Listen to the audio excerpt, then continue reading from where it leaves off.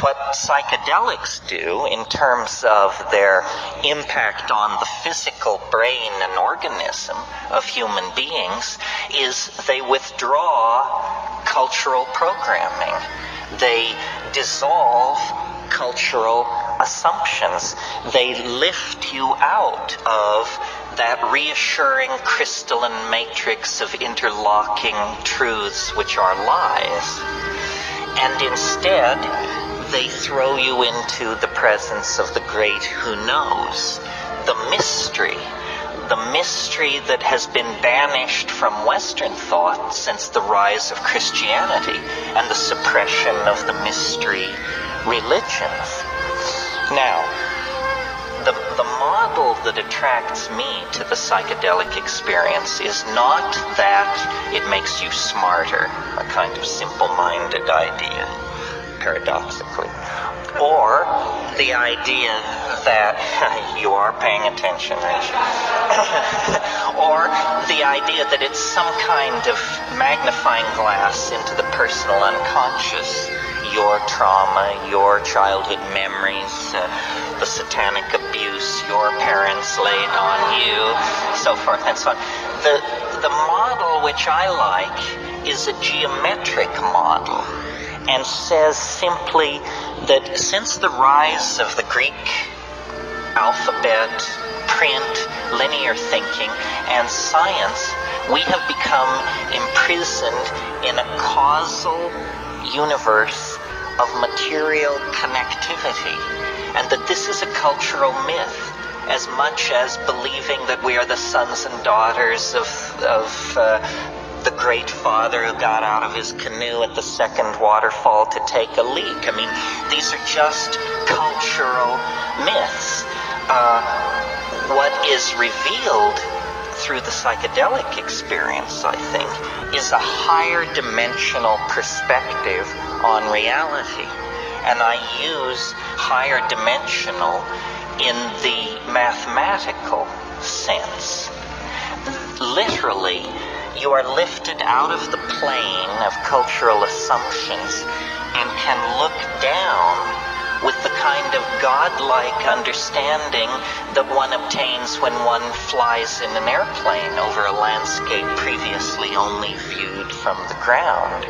In other words, from the vantage point of the psychedelic experience, the cultural landscape is seen more nearly in its correct perspective, seen as historically bounded, spatially and intellectually bounded. Now, it's no coincidence that if you analyze biology, what it is, it's a kind of conquest of dimensionality.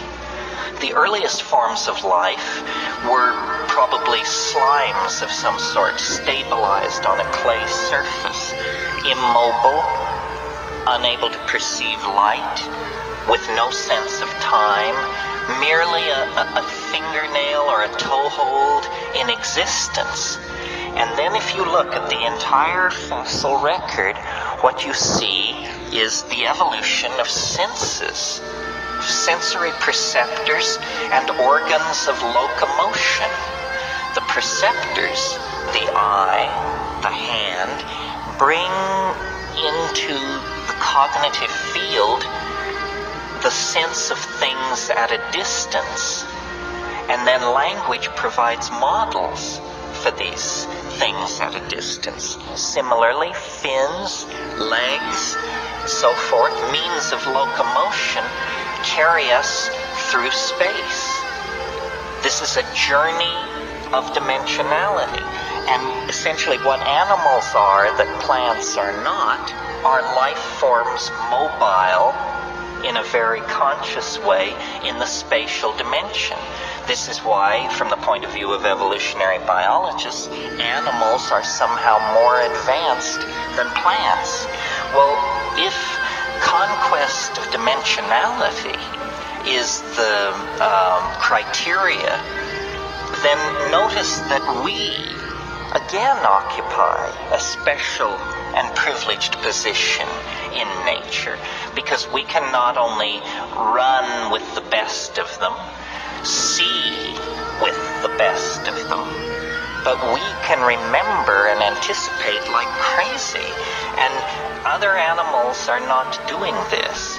Other animals may imprint past situations of danger or opportunity, but they do not analyze experience and extrapolate it toward the hidden domain of the future.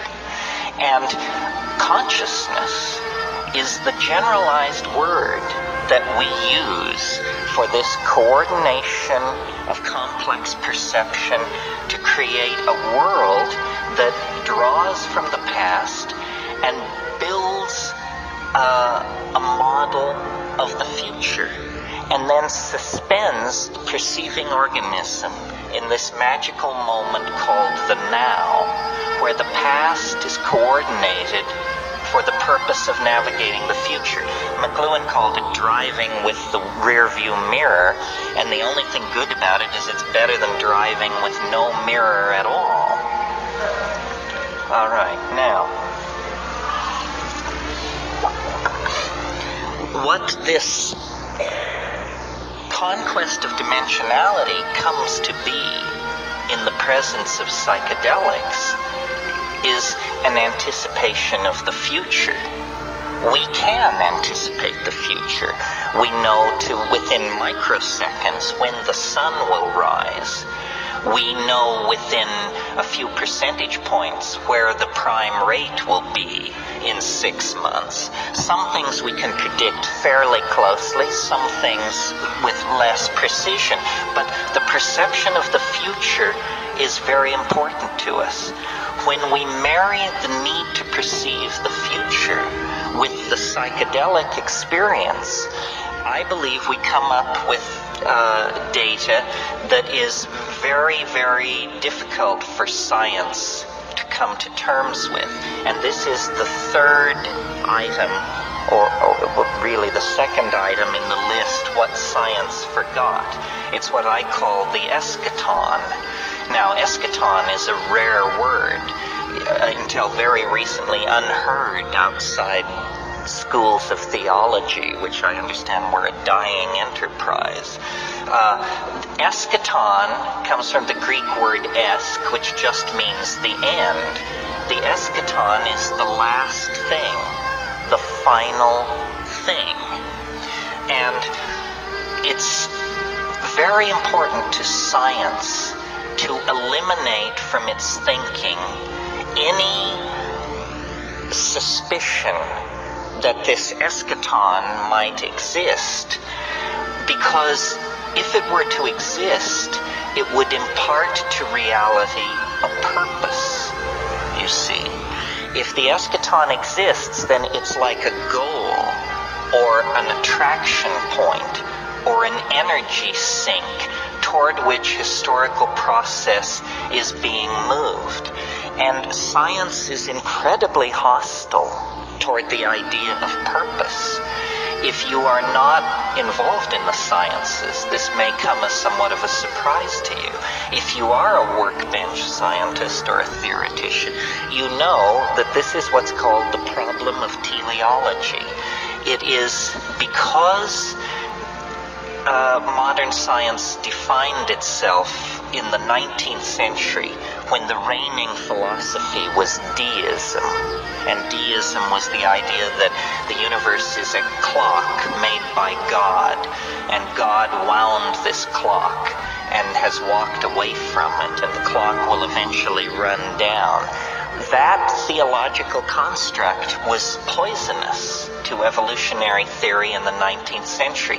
And so they said, we must create a theory of reality that does not require a goal, does not require a purpose. Everything must be pushed from the past.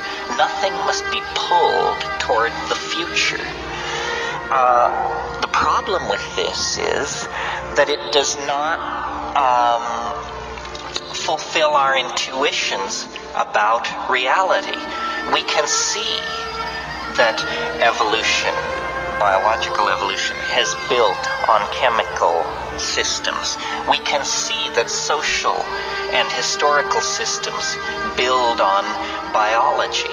As people with open minds, or as open as they can be inside this culture, we nevertheless have this intuition of purpose. And it is dramatically underscored by the psychedelic experience, which takes the raw material of your life, your culture, your history, and tells you this is not an existential mishmash to be lived out with dignity because there's nothing else to be done with it, some kind of Camusian why not affirmation. It says no. It says, your reality is a coherent cosmos, and embedded in your own sense of identity, embedded in your own sense of purpose, is a microscopic reflection of the larger purpose that is built into the universe. Now, this is not just, blowing smoke in the sense of it's a nice idea, or it's like a religious idea, like saying Jesus loves you and so feel all right about yourself. It isn't like that. It's a theory about reality that has teeth, because reality is actually following the script that this particular version of reality dictates. Reality is accelerating toward an unimaginable omega point. We are the inheritors of immense momentum in our social systems, our philosophical and scientific and technological approaches to the world. Because we're driving the historical vehicle with a rear view mirror, it appears to us that we're headed straight into a brick wall at 1,000 miles an hour. It appears that we are destroying the earth, polluting the atmosphere, wrecking the oceans, dehumanizing ourselves, robbing our children of a future, so forth and so on. I believe what is in fact going on is that we are burning our bridges. One by one, we're burning our bridges to the past. We cannot go back to the mushroom-dotted plains of Africa or the canopied rainforests of 5 million years ago. We can't even go back to the era of cayuse and six-shooter of 200 years ago. We have burned our bridges. We are preparing for a kind of cultural forward escape. And this question, is there cause for optimism? The answer is it depends on where you placed your bets. If you placed your bets on male-dominated institutions based on consumer fetishism, propaganda, classism, and materialism, then God help you, you should call your broker. If, on the other hand, you've recognized that a lifeboat strategy is involved here, that what is really important is empowering personal experience, backing off from consumer object fetishism, freeing the mind, empowering the imagination, then in that case, I think you can feel pretty good about what is going on.